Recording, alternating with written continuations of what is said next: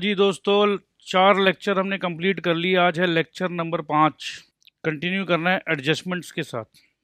याद है ना अभी हमने क्या किया थोड़ा देर पहले? क्लोजिंग एंट्री, लास्ट क्लास में क्लोजिंग एंट्री, जितना वेज दिया दिसंबर तक का, खाता क्लोज करके P&L में ट्रांसफर कर दिया। याद है क्या नहीं भैया? अब वेजेस का तो खाता ही नहीं है। और बाबू जब बाबू दे दीजिए कर, उसको बेचारे को कुछ नहीं मिल रहा। बोला तेरे को तुम्हारा खाता क्लोज जितना भी है यही है।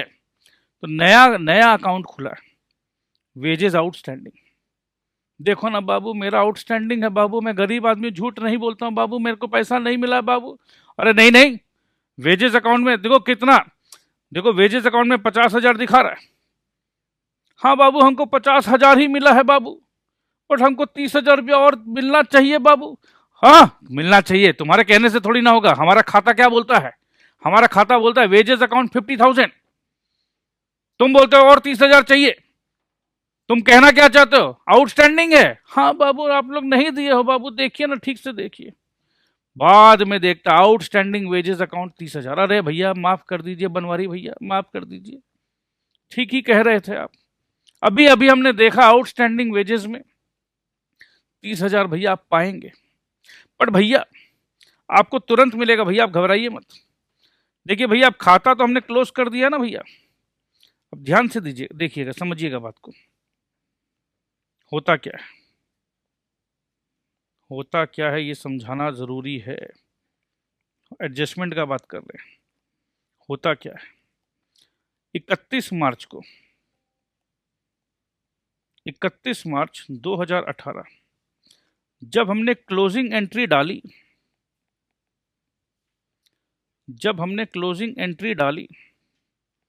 क्लोजिंग एंट्री डालने का मतलब क्या होता है? वेज अकाउंट जो कल तक खुला था,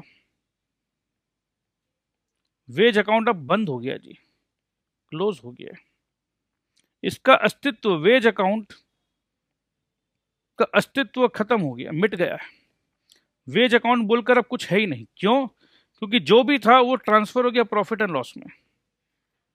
वेज अकाउंट बोलकर अब कोई अकाउंट है ही नहीं। बट ईमानदारी से जब हमने खाता को देखा तो हमको लगा कि बनवारी भैया के साथ नाइंसाफी हुआ है। बनवारी भैया का 30,000 रुपया पेंडिंग है, बट भैया वेज अकाउंट तो कर दिया है बंद। और देखो, दो बात है। एक तो हमको फंडामेंटल अकाउंटिंग प्रिंसिपल का ध्यान रखना है। अगर इस बनवारी भैया का 30,000, ये 30,000 कौन से साल का है? 2017 से 2018 का। तो 1 अप्रैल 2017 से लेकर 31 मार्च 2018 में बनवारी भैया पाएंगे 30,000 रुपया, बट हमने वेज का अकाउंट क्लोज कर दिया 50,000 रुपया में।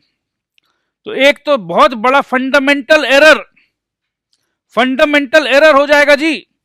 इस साल का खर्चा को अगर हम इस साल में नहीं नोट करेंगे और ये 30,000 हम अगले साल देंगे और अगले साल के खाते पे नोट करेंगे, तो बहुत बड़ा गंडगोल हो जाएगा, फंडामेंटल एरर हो जाएगा। तो कुछ भी करके ये आउटस्टैंडिंग वेजेस को एक तो वेजेस में जोड़ना होगा। बात समझ में आ रहा है कि नहीं? वरना ये फंडामेंटल एरर हो जाएगा। बट भैया वेज अकाउंट तो बंद कर दिया है, वेज अकाउंट तो बंद कर दिया है। अरे भैया बंद कर दिया, कोई बात नहीं। अब देखो यही होता है, इसको जोड़ना पड़ेगा, हर हालत में जोड़ना पड़ेगा। भले ही नहीं दिया है प्रॉफिट एंड लॉस में वेजेस 50,000। अब दोस्त ध्यान दीजिएगा एक और बात को। सर ऐसा क्यों होता है? दे के नक्की करिए ना सर, ये बनवारी भैया को पैसा दे दीजिए ना सर। आप सर इसको आउटस्टैंडिंग डालेंगे, ये सब क्यों कर रहे हैं सर? दे, अब आपको गलती का एहसास हो गया ना सर? जब गलती का एहसास हो गया तो दे दीजिए।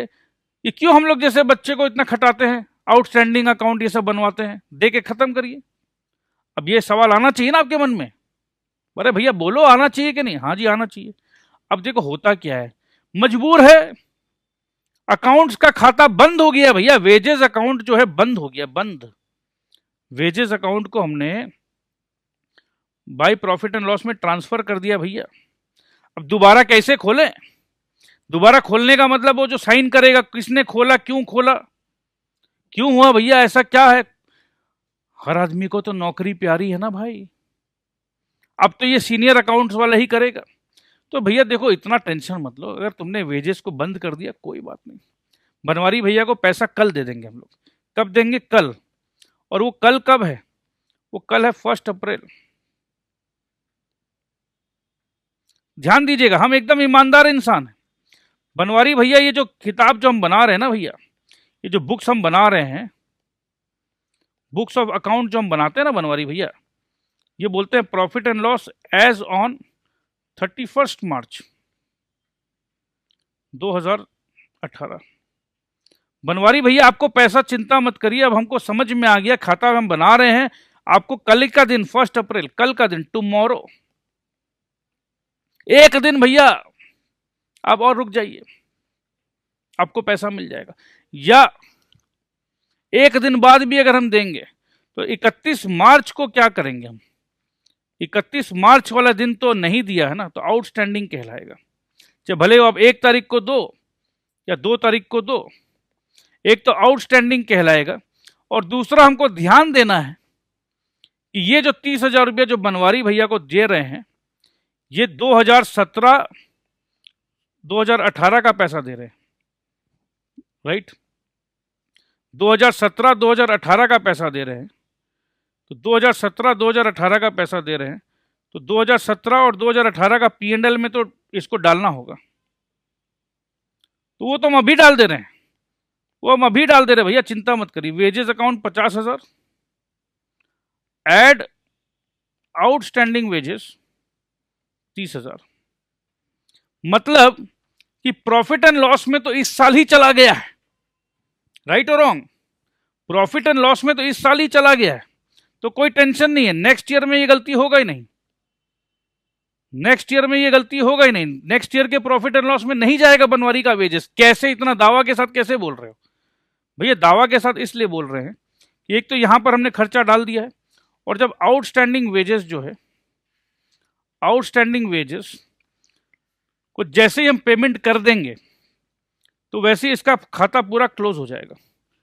आउटस्टैंडिंग वेजेस जैसे ही हम पैसा दे देंगे वैसे ही खाता क्लोज हो जाएगा। तो आउटस्टैंडिंग वेजेस हम देकर खाता क्लोज कर देंगे। और इसीलिए दोस्त, इसीलिए क्या होता है, ये जो वेजेस है यहां पर तो आ ही गया है प्रॉफिट एंड लॉस में, और बैलेंस शीट में ये लायबिलिटी साइड में आउटस्टैंडिंग वेजेस बोलकर आता है, जो हम लोगों को याद दिलाता है कि भैया ये पैसा देना है, ये पैसा देना है। क्योंकि ये पैसा नहीं दिया हमने, क्योंकि ये पैसा नहीं दिया, इमेजिन करो 30,000 रुपया नहीं दिया है, तो 30,000 रुपया बैंक जो है, लेट से 30,000 ज़्यादा है। जिस दिन अगर हम 30,000 दे दिए होते तो आउटस्टैंडिंग नहीं होता, आउटस्टैंडिंग नहीं होता। तो ये जो बैंक जो हमारा आज 30,000 ज़्यादा है वो भी नहीं होता। समझ रहे हैं ना बात को? क्योंकि इधर बैंक प्लस है 30,000, प्रॉफिट तो हमने कम कर ही लिया है, आउटस्टैंडिंग दिखा के प्रॉफिट तो हमने कम कर ही लिया है, बट ये तो कम नहीं हुआ ना, क्योंकि पेमेंट तो हुआ नहीं। अगर पेमेंट हो गया होता तो भी प्रॉफिट कम होता दोस्त। तो प्रॉफिट का एडजस्टमेंट तो हमने कर लिया है, बट क्योंकि एक्चुअल में बैंक से पैसा निकला क्या, ध्यान दीजिएगा दोस्त। प्रॉफिट एंड लॉस में आउटस्टैंडिंग वेजेस जैसे ही हमने लिखा, अगर इमेजिन करो मेरा प्रॉफिट आ रहा था 70,000 या प्रॉफिट मेरा आ रहा था 1,00,000, आउटस्टैंडिंग वेजेस बिना लिखे आ रहा था 1,00,000। जैसे ही मैंने आउटस्टैंडिंग वेजेस का एंट्री डाला, मेरा प्रॉफिट आ रहा है 70,000। आउटस्टैंडिंग वेजेस का एंट्री डाला है दोस्त, ध्यान दीजिएगा, आउटस्टैंडिंग वेजेस का एंट्री डाला है, एंट्री। एक्चुअल में क्या मैंने बैंक से पैसे निकले? एक्चुअल में पैसे तो नहीं निकले, बट एक्चुअल में पैसे नहीं निकले, बट एंट्री डालते के साथ सिर्फ हमने एंट्री डाला है, मेरा प्रॉफिट हो गया 70,000, हो गया 70,000। दोस्त बैंक जो है नहीं निकला, बैंक का आउटफ्लो नहीं हुआ है, ठीक है। तो क्योंकि बैंक 30,000 प्लस में है, इमेजिन करो बैंक 30,000 प्लस में है, तो यहाँ पर भी 30,000 प्लस चाहिए क्या, नहीं चाहिए। तो यहाँ पर आएगा आउटस्टैंडिंग वेजेस 30,000, तब जाके ये यहाँ का प्लस 30,000 और यहाँ का प्लस 30,000 बैलेंस होता है। तो ये बैलेंस शीट का बैलेंसिंग गेम भी अगर साथ साथ सीख लोगे तो ज़िंदगी बदल जाएगी। अगर समझ लीजिए ईमानदारी से, अगर बैंक ने ऑलरेडी अगर ये पैसा दे दिया होता तो ये बैंक -30,000 में होता।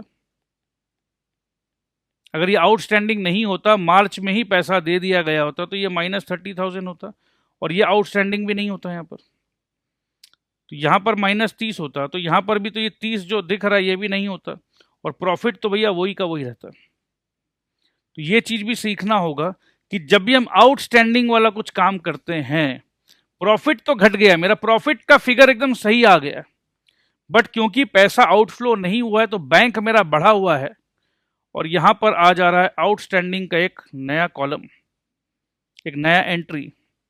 और जब भी ये आउटस्टैंडिंग हम क्लियर करेंगे तो ऑटोमेटिक मेरा बैंक भी घटेगा और आउटस्टैंडिंग भी हट जाएगा। तो इस तरीके से अकाउंट्स कितना साइंटिफिक है, हम लोग सीखा था ना कि accounts is a science as well as an art. तो प्रेजेंटेशन एक आर्ट है, बट इसका जो पीछे का जो साइंस है शायद आपको समझ में आ रहा हो। उम्मीद करते हैं कि सब कुछ समझ में आ रहा है। आइए वापस देखते हैं कि क्या समझाने का चेष्टा हो रहा है। सिंपल तरीके से भी समझा के मैं छोड़ सकता था कि भैया ये ऐसे एंट्री है, इसको ऐसे ऐसे करना है। इसी तरीके से तो अभी तक आप सीखते हुए आ रहे हो, बट उसको थोड़ा सा ड्रामेटाइज कर रहा हूँ मैं, बनवारी भैया का दुख दर्द लेकर आ रहा हूँ। क्यों ऐसा करता हूँ मैं? क्योंकि हम ह्यूमंस हैं, हमारा कनेक्ट इमोशंस के साथ बहुत ज़्यादा होता है, ठीक है। तो हम कोशिश करते हैं कि आपको एक मशीन की तरह ना पढ़ाएं, एक इंसान की तरह पढ़ाएं, इमोशंस को कनेक्ट करके पढ़ाएं, ताकि आप भी जिस दिन किसी बड़े ऑफिस में बड़े काम करोगे, बड़े पोजीशन पे रहोगे, तो human touch and human connect अगर आपके अंदर से निकल गया तो आप रोबोट बन जा रहे हो। तो मेरे को ना आपको मशीन बनाना है, ना आपको रोबोट बनाना है, जैसे आप हो आपको वैसा सुरक्षित रखना है। सो ये जिम्मेदारी है मेरे ऊपर, तो मैं पूरा कोशिश कर रहा हूँ। सो चलिए आगे देख लेते हैं। So expenses accrued and accruing, rent, interest, local taxes, wages etcetera. So appropriate expense account, जैसे कि वेज अकाउंट को डेबिट करना था मेरे को, ठीक है। Wage account to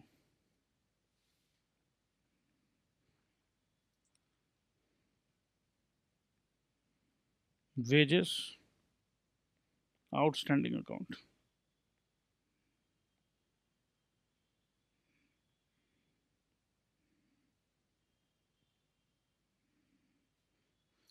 For example, if rent paid is 50,000 a year and outstanding rent is 14,000, it will be treated as follows.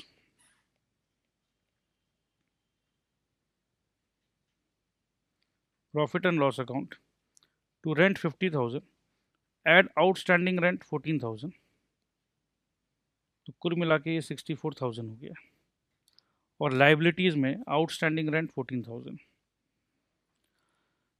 ठीक है जी, समझ गए हैं आप लोग। नेक्स्ट पॉइंट पे आते हैं। नेक्स्ट पॉइंट है इनकम अक्रूड एंड अक्रूइंग। अभी एक्सपेंस का किया था, अब इनकम का कर रहे हैं।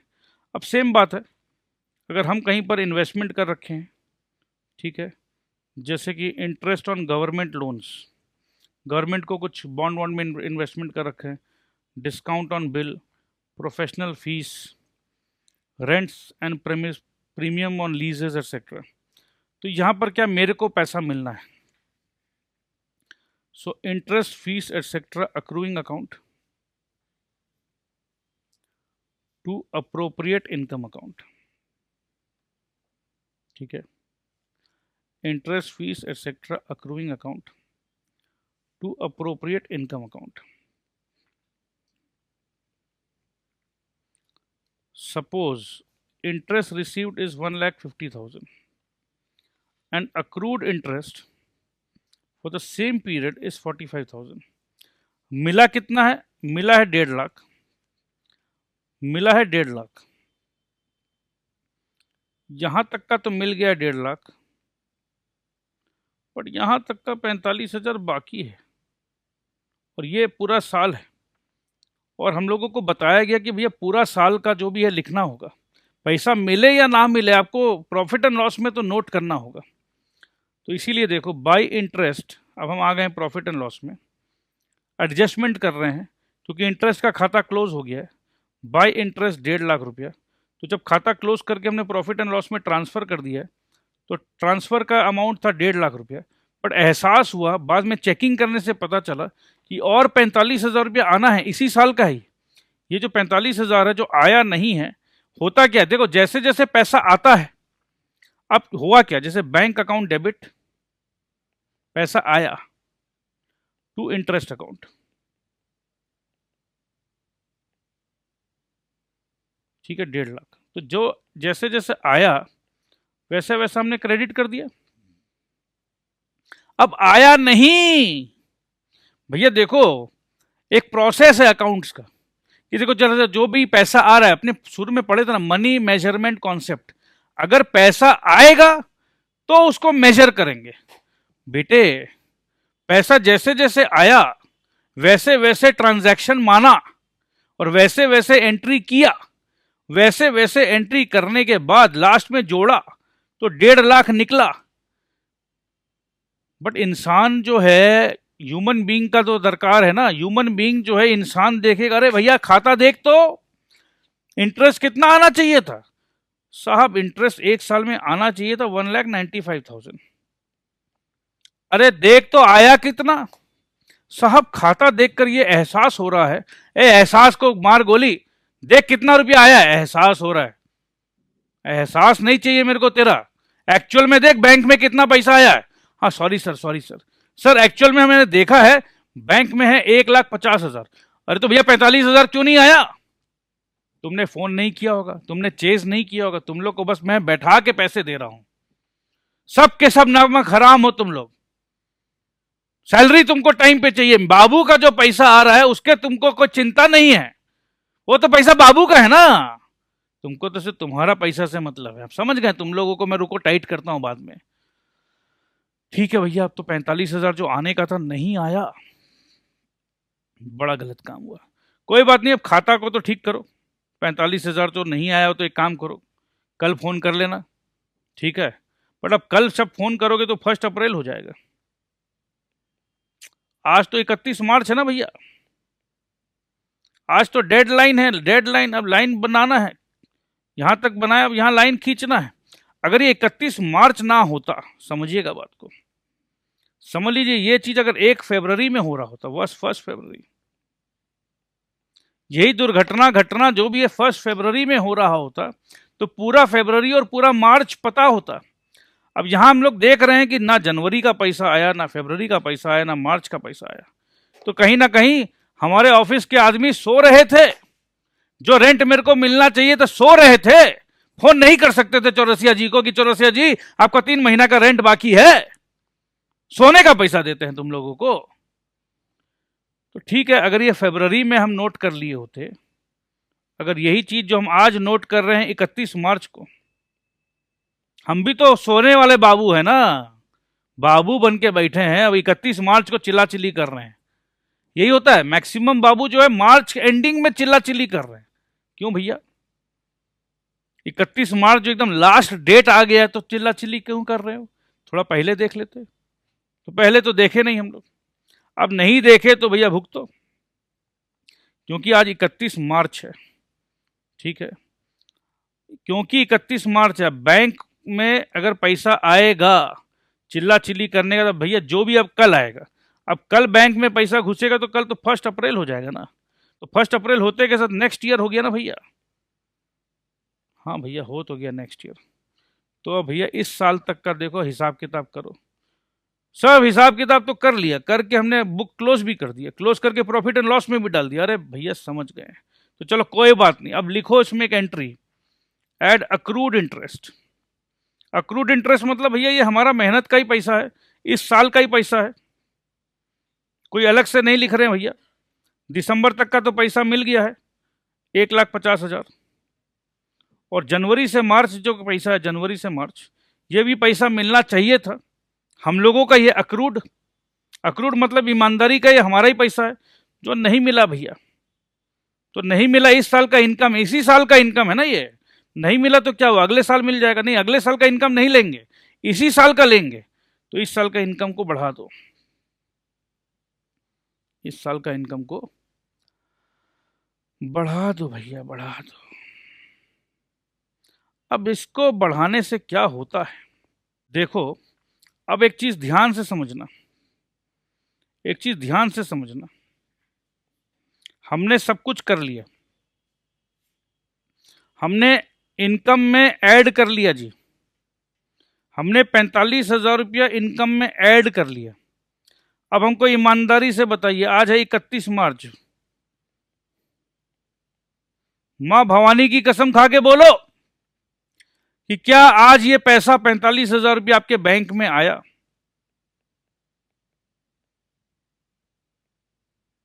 बोलो बच्चे, बोलो।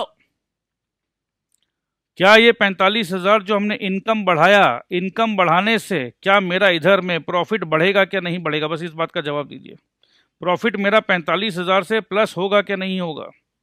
ये 45,000 जो हमने इधर एक्रूड इंटरेस्ट में प्लस कर दिया, ये अगर सही में आता तो मेरा बैलेंस शीट का बैंक भी प्लस होता क्या नहीं होता? अगर ये पैसा घुसता तो मेरा बैंक 45,000 से प्लस होता क्या नहीं होता? बिल्कुल होता सर। बट क्या ये पैसा घुसा, आया? नहीं आया सर, पैसा नहीं आया। प्रॉफिट मगर आया, प्रॉफिट 45,000 ज्यादा आया।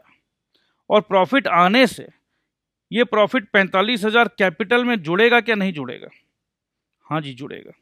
तो बैलेंस शीट में 45,000 तो प्लस प्रॉफिट जुड़ गया, जितना जुड़ना चाहिए था उससे ज्यादा आया, प्लस 45,000। तो बैलेंस करने के लिए इधर भी प्लस 45 चाहिए क्या नहीं चाहिए? चाहिए, चाहिए। तो देखो इसमें हमने क्या लिखा, एसेट साइड में, एसेट साइड में हमने लिख दिया अक्रूड इंटरेस्ट 45,000। तो ये बैलेंस शीट भी बैलेंस हो गया। अगर यहां पर बैंक में पैसा आ गया होता, अगर ये ईमानदारी से बैंक में पैसा आ गया होता, तो ये अक्रूड इंटरेस्ट 45 नहीं लिखना पड़ता, बैंक का टोटल अपने आप ही 45,000 से ज्यादा होता। और यहां अक्रूड इंटरेस्ट नहीं लिखकर हम क्या लिखते? अक्रूड इंटरेस्ट नहीं लिखते साहब, हम डायरेक्ट लिखते कि बाई इंटरेस्ट 1,50,000 के जगह हम डायरेक्ट लिखते 1,95,000, और डायरेक्ट मेरा 45,000 का प्रॉफिट ज़्यादा आता, और ये डायरेक्ट अपने आप ही ज़्यादा आता, और डायरेक्ट बैंक में अपने आप ही 45,000 ज़्यादा होता। तो क्या आपको ये चीज़ पूरा प्रॉफिट एंड लॉस से बैलेंस शीट में का जो सफ़र है कैसे इम्पैक्ट करता है हमारा, वो चीज़ समझाना मैं चाह रहा हूँ। और मैं पूरा उम्मीद कर रहा हूँ कि ये आप समझ में आ रहा है आपको। ये नहीं समझोगे तो यार क्या ना, रटने वाला कॉन्सेप्ट हो जाएगा कि ये चलो इसको यहाँ ऐसे ऐसे कर लो। तो आई होप कि ये समझ में आ रहा हो। वैसे इतना डिफ़िकल्ट तो नहीं है, तो पूरा उम्मीद के साथ मैं आगे बढ़ रहा हूँ। और कुछ कभी भी मौका मिलेगा तो मैं इसी तरीके से आगे भी करता रहूँगा, तो चिंता मत करो। कुछ समय के बाद आपको आदत सा हो जाएगा, आपको इतना अच्छे से समझ में आने लग जाएगा कि आपको लगेगा नहीं कि यार इसमें कोई हाथी घोड़ा या कोई बहुत बड़ा कोई तोप वाला बात है। सो ये ऑटोमेटिकली आपके अंदर में बैठ जाएगा। सो अब विश्वास रखो, कोई बात नहीं, ठीक है। ये सब नोट्स जो है देखते हैं।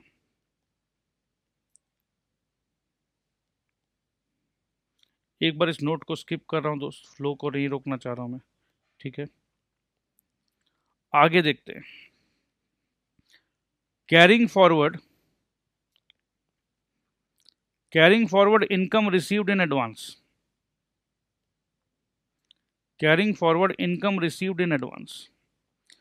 इस साल का इनकम नहीं है, इनकम इस साल का नहीं है, इनकम इस साल का नहीं है। तो कहीं ना कहीं हमारे जो बैंक में तो पैसा आया ना, एडवांस में पैसा आ गया, तो बैंक मेरा लेट से कुछ भी अमाउंट से प्लस है क्या नहीं है? दोनों को समझिए, profit and loss and balance sheet को दोनों को मिला के समझते हैं। वही जो मैंने पुराना एग्जांपल दिया था जेट एयरवेज का। समझ लीजिए मैं ट्रैवल करने वाला हूं अप्रैल 20 को और मैंने पैसा दे दिया फरवरी में। तो फरवरी में जो मैंने पैसा दे दिया है, तो पैसा अगर अब मैं जेट एयरवेज के बुक्स में बना रहा हूं तो भैया उल्टा बोलते हैं, पैसा तो मेरे पास फरवरी में आ गया है, बट इसका इनकम जो एक्चुअल में है वो अप्रैल नेक्स्ट ईयर में है, क्योंकि ये एडवांस इनकम हुआ है। तो एडवांस है तो भैया मैंने इसको लेस कर दिया।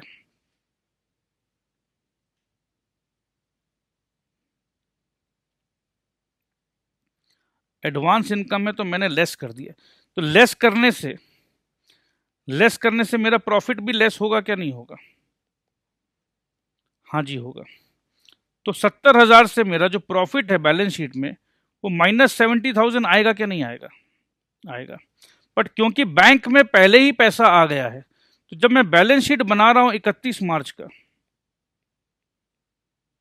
ठीक है, मैंने प्रॉफिट एंड लॉस में से तो 70,000 माइनस कर दिया, प्रॉफिट एंड लॉस में से तो 70 माइनस कर दिया, बट मेरे बैंक में से कैसे माइनस करूं? क्योंकि बैंक में तो पैसा घुस चुका है, उसको कैसे निकालूं? निकाल के कस्टमर को वापस फेंक दूं? ये no no no no no, ये पैसे नहीं रख सकता हूं, ये ले ले ले ले, कैसे करूंगा? ऐसे नहीं करते हैं। तो बैंक में तो 70 आ गया है, यहां पर प्लस है, क्योंकि प्रॉफिट से निकाल दिया है तो बैलेंस शीट में प्रॉफिट से माइनस है। तो क्योंकि यहां अगर मैं माइनस कर सकता हूं तो यहां -70 करो, बट यहां बैंक से मैं कैसे निकालूं? ठीक है बेटा, कोई बात नहीं, अगर तुम यहां माइनस नहीं कर सकते हो तो फिर यहां प्लस कर दो। बैलेंस बनाने के लिए आइदर यहां माइनस करो, क्योंकि यहां अगर -70 है तो आपको यहां पर भी -70 करना होगा माय लॉर्ड, या यहां अगर कुछ नहीं कर पा रहे हो तो इस माइनस इंपैक्ट को +70 करके इसको 0 करो, नलीफाई करो। क्या बात क्लियर है? क्योंकि यहां पर ऑलरेडी +70 है, यहां +70 है, यहां +70 है भाई। तो यहां पर भी +70 करना होगा, कर देंगे हम लोग, कर देंगे। और देखो कर दिया हमने, एडवांस सब्सक्रिप्शन लिखकर इस साइड में लायबिलिटी साइड में +70 कर दिया। तो आई होप कि आपको समझ में आ रहा है कि हम लोग काम क्या कर रहे हैं। सिंपल तरीके से अगर समझना है तो एडवांस पैसा आया है, इस साल का इनकम नहीं है, एकदम सिंपल लाइन में। तो सब्सक्रिप्शन 175 आया है, लेस एडवांस 70,000, यहाँ लेस करने से हमारा प्रॉफिट जो है -70 हो गया, बट यहाँ पर बैंक +70 पे है, क्योंकि यहाँ +70 है तो उसको भी बैलेंस करने के लिए advance subscription 70,000, that's it. Next point पे आ जाते हैं, carrying forward of payments made in advance, telephone, rent, insurance etcetera. कभी कभी ऐसा होता है ना कि एडवांस में पैसा देना पड़ जाता है, जैसे कुछ ऐसा बात हुआ कि भैया मकान मालिक ने कहा भैया 6 मंथ्स का पैसा देना होगा, 6 मंथ्स का एडवांस रेंट, ऐसा होता है कि नहीं होता? अब हम दिसंबर में लिए हैं तो दिसंबर, जनवरी, फरवरी, मार्च और अप्रैल एंड मई पैसा तो ले लिया, बट ये 2 महीना तो भैया नेक्स्ट ईयर का है, पैसा इस साल ले लिया है, राइट? तो इस साल ले लिया है हमने, जब पेमेंट किया 60,000 रुपया, लेट से 10,000 पर मंथ है, तो हमने एंट्री किया rent account debit 60,000 to bank account 60,000। फिर ध्यान दीजिएगा दोस्त, बैंक से तो मेरा माइनस हो चुका है, बैंक से तो मेरा माइनस हो चुका है, राइट? बैंक से मेरा 20,000 माइनस हो चुका है। तो बैंक से जो 20,000 माइनस हो चुका है, इसको इम्पैक्ट करने के लिए +20,000 ज़रूरी है, या यहाँ पर भी मेरे को 20,000 माइनस करना होगा। तो इस तरीके से अगर आप सोचना शुरू कर दोगे तो यहाँ पर हम लोग क्या करते हैं, +20,000 लिखते हैं एडवांस रेंट या प्रीपेड रेंट, तो जो 20 माइनस हुआ था, ये देखो यहाँ इस एग्जाम्पल में 14,000 है, तो ये आ गया इधर। और रेंट मेरा खर्चा है, इस साल का तो खर्चा नहीं है, ये जो एडवांस में दे दिया हो तो नेक्स्ट ईयर का खर्चा है, तो इस साल में से हटाओ, इस साल में से हटाना होगा, और मैं हटा के रहूंगा। कोई नहीं रोक सकता है, कोई रोक के तो दिखाए, कौन है जो रोकेगा मेरे को? कोई नहीं। तो बस देख लो, suppose total rent is 50,000, suppose out of the total rent 14,000 pertains to the next year, तो रेंट 50,000 लेस प्रीपेड रेंट। यहां लेस करने से मेरा प्रॉफिट बढ़ गया, समझिए बात को, खर्चा को लेस करने से मेरा प्रॉफिट बढ़ गया, राइट? मतलब यहां प्लस है, तो यहां 14,000 मेरा प्लस में बैठा हुआ है, और यहां माइनस में है, क्योंकि बैंक मेरा निकल चुका है 14,000 से, तो इसको मेरे को 14,000 प्लस करना होगा, तो ये आराम से बैलेंस हो गया। So prepaid rent 14,000।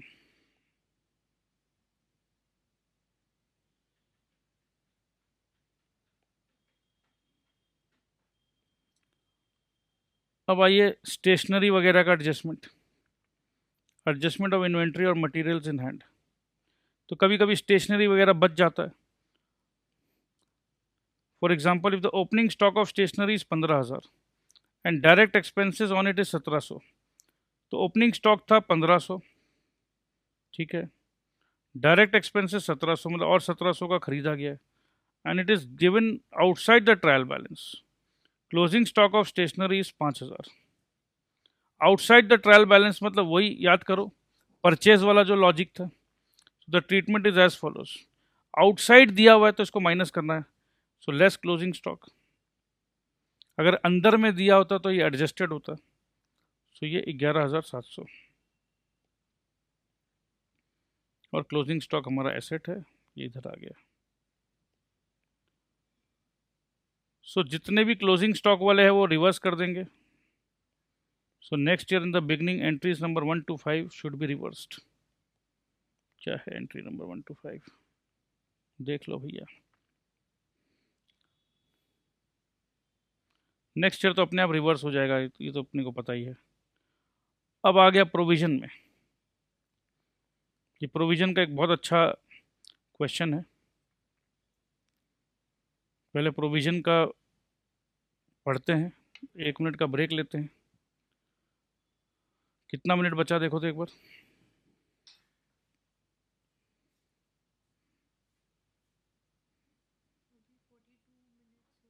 अच्छा ठीक है, ओके, तो चलिए ठीक है, प्रोविजन को पढ़ते हैं। या इस पर चर्चा काफ़ी कर चुका हूँ मैं, तो एक काम करते हैं, डायरेक्ट इलस्ट्रेशन से करते हैं तो शायद अच्छा लगेगा।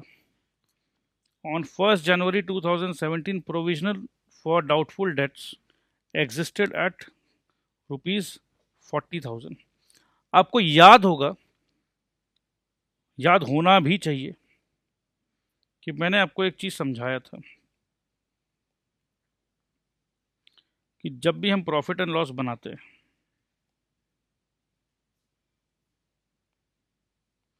और प्रॉफिट एंड लॉस में हम प्रोविजन लिखते हैं, लेट्स सी प्रोविजन हमने लिखा 20,000 का, तो प्रोविजन लिखते के साथ इमेजिन करो अगर पहले हम प्रोविजन नहीं लिख रहे थे, वापस से मैं बोल रहा हूँ एकदम same to same, let's say provision नहीं लिख रहे थे तो मेरा प्रॉफिट आ रहा था 1 लाख का। तो प्रोविजन लिखने से, प्रोविजन अगर मैं लिखता हूँ तो कुछ कहानी में ट्विस्ट आएगा। प्रोविजन लिख दिया मैं, प्रोविजन लिखने से 20,000 का खर्चा और ऐड हो गया, तो मेरा प्रॉफिट जो कल तक 1 लाख आ रहा था वो अब 80,000 होगा। होगा क्या नहीं होगा? होगा जी। तो अब यहां पर होता क्या, जब हम बैलेंस शीट बनाते हैं तो बैलेंस शीट में मेरा प्रॉफिट जो है वो आया 80,000 का। ये जो प्रोविजन बनाते हैं हम लोग बेसिकली डेटर्स के खिलाफ बनाते हैं। इमेजिन करो मेरा डेटर्स है 1,00,000, ठीक है, डेटर्स है मेरा 1,00,000। क्योंकि प्रोविजन का मतलब ये है कि हम लोग श्योर नहीं है, श्योर होते तो सीधा हम लोग यहां लिखते बैड डेट्स,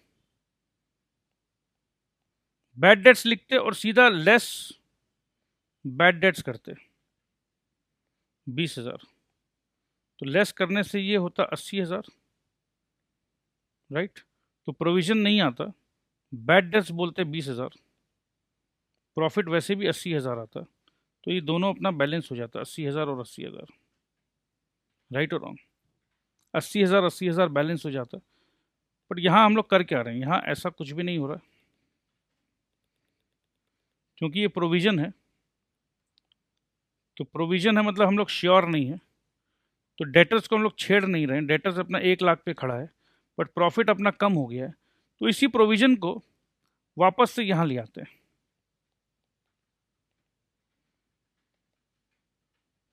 तो कुल मिला के अब देखो 80 + 20 1,00,000 और ये डेटर भी 1,00,000। कल को अगर हमको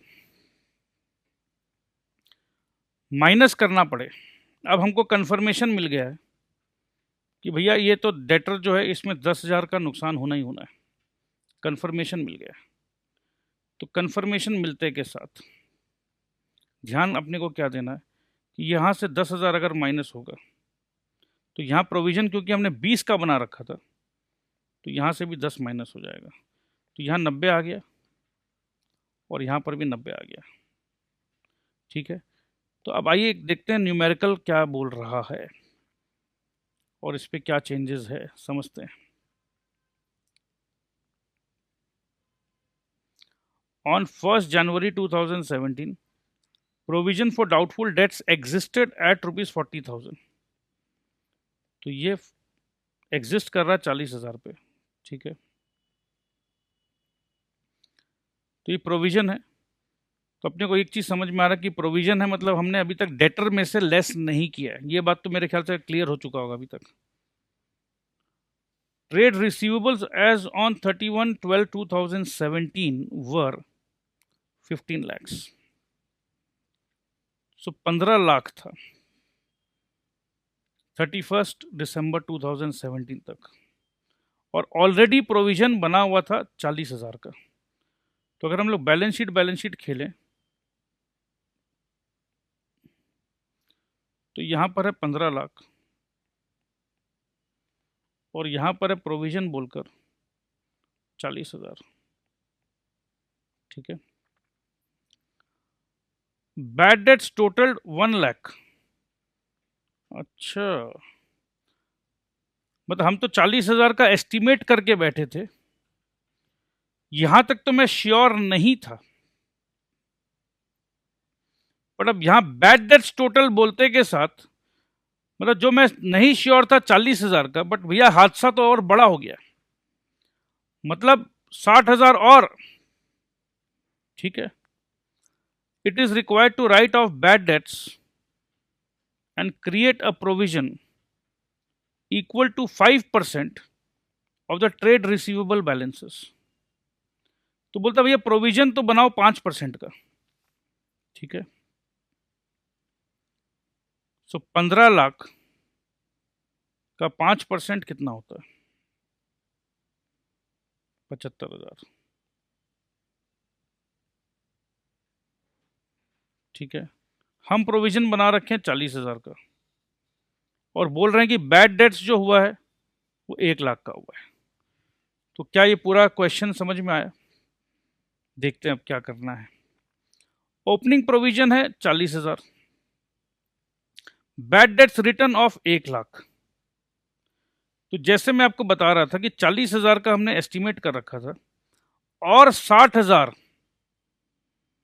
चाहिए, तो शॉर्ट है प्रोविजन, प्रोविजन 60,000 से कम है। हमने आइडिया लगाया था कि भैया 40,000 होगा, बट निकल गया बैड डेट्स कितना, 1,00,000। तो हमारा अंदाजा कितना शॉर्टफॉल है, 60,000 का। ठीक है जी। अच्छा, एक चीज यहां ध्यान दीजिएगा, it is required to write off bad debts. पहले राइट ऑफ करना है, तो ये जो मैंने यहां बोला 15 लाख नहीं जी, पहले राइट ऑफ करेंगे तो 15 लाख से 1,00,000 राइट ऑफ करेंगे, ये तो खत्म ही हो रहा है। उसके बाद प्रोविजन बनाएंगे, क्योंकि अभी जो हमारा जो एग्जिस्टिंग प्रोविजन है ये तो फेल हो गया। एग्जिस्टिंग प्रोविजन है हमारा 40,000 का, एग्जिस्टिंग प्रोविजन है 40,000 का, और बैड डेट एक्चुअल हो गया है, बैड डेट एक्चुअल हो गया 1,00,000 का, तो मतलब हमारा प्रोविजन फेल हो गया जी।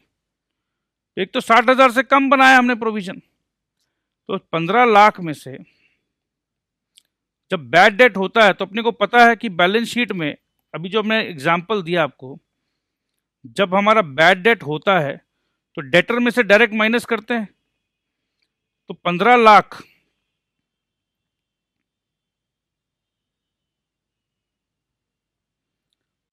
लाख मेरा डेटर है और बैड डेट हो गया है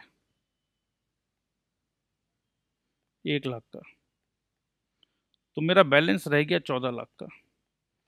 अब बताया जा रहा है कि भैया इस 14 लाख पे 5% का प्रोविजन बनाओ, तो प्रोविजन बनेगा जी 70,000 का। तो पहले क्या था, प्रोविजन बना हुआ था, प्रोविजन बना हुआ था, प्रोविजन जो है बना हुआ था 40,000 का, तो शॉर्ट हो गया प्रोविजन 60,000 से, क्योंकि बैड डेट हो गया 1,00,000 का, तो ये हिसाब तो यहाँ चुकता होता है, और 5% प्रोविजन बनाने के लिए बोला गया, जो कि 70,000। तो 40,000 जो था ये तो पहले से ही प्रोविजन जो था 40,000 का, ये तो इसका मतलब है प्रॉफिट एंड लॉस पहले से ही डेबिटेड था 40,000 से। समझिए बात को। अब हमको डेबिट करना होगा और 60,000, और हमको डेबिट करना होगा 70,000, क्योंकि हुआ एक्चुअल में 1,00,000, 40,000 तो हमने ऑलरेडी डेबिट कर रखा था अंदाजे में, तो 60,000 मेरे को और डेबिट करना होगा, और 70,000 का प्रोविजन और बनाना है, तो 1,30,000 मेरा प्रॉफिट एंड लॉस में और डेबिट करना मांगता। मगर क्योंकि 40 एंड 60 ये तो हिसाब किताब खत्म हो जाना है, क्योंकि यहां पर हमने 1,00,000 माइनस कर दिया है। जब 1,00,000 मेरा डेटर्स में से माइनस हो रहा है, 1,00,000 अगर मेरा डेटर में से माइनस हो रहा है, तो ये प्रोविजन भी जो है 1,00,000 का 40 और 60 ये उड़ जाना है, ये मेरा बैलेंस शीट में नहीं रहना है, और बैलेंस शीट में से 70,000 रहना है। क्या ये बात आपको समझ में आई? लोग बोलते हैं कि ये कॉम्प्लिकेटेड है, बट मेरे को पूरा उम्मीद है कि आपको तुरंत समझ में आ जाना चाहिए। तो शॉर्ट प्रोविजन है 60,000 का, और प्रोविजन रिक्वायर्ड है 70,000 का। So additional amount required for debit to the profit and loss account is 1,30,000। So provision for doubtful debts account by balance था 40,000, टू बैड डेट्स अकाउंट 1,00,000, क्योंकि जो प्रोविजन हम बनाते हैं उसी के खिलाफ सीधा उसको बंद करते हैं बैड डेट से। टू बैलेंस रिक्वायर्ड 70,000, सो 1,70 इधर हो गया। By profit and loss balancing figure 1,30,000, सो 1,30 जाएगा अपने प्रॉफिट एंड लॉस अकाउंट में। सो कोई दिक्कत नहीं है, अगर कहीं पर भी अगर आपको लग रहा है कि नहीं समझ में आया तो इस वीडियो को दोबारा रिवाइंड करके देखो भाई, समझ में आएगा। और वैसे भी कुछ ना कुछ क्वेश्चंस हम लोग आगे करेंगे तो वो भी कवरेज हो जाएगा, बट पूरा उम्मीद है कि आपको समझ में आ रहा होगा। सो आइए अब आगे चलते हैं, प्रोविजन फॉर डिस्काउंट देखते हैं, बट थोड़ा सा ब्रेक लेना आवश्यकता हो गया है।